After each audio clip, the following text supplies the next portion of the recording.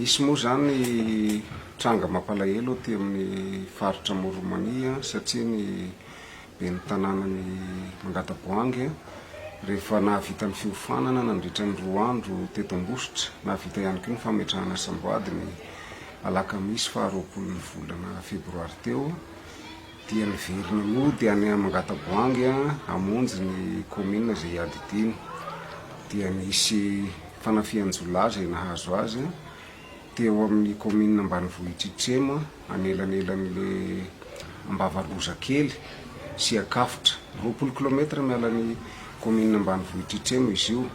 Nisy nitifitra izany ben'ny tanàna izany ary dia voatifitra teo ambanin'ny tendany izy ary dia namoy ny ainy. Tranga izay atao hoe mampalahelo satria anisan'ny vehivavy vitsy lany ben'ny tanàna izany vehivavy izany. Raha sasina rindra moa no alalany maro azy. Vao tanora eritreriny nefa dia izany misy nisopatra izany sahady. Mampalahelo dia mampalahelo ny tranga.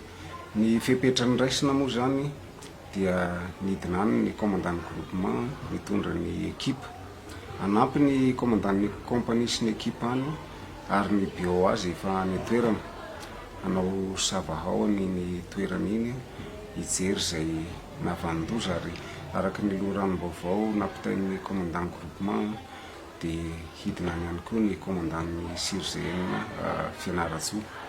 Engany ka ho tratra ny navandoza satria ninona antony dia an'Andriamanitra rery ny aina.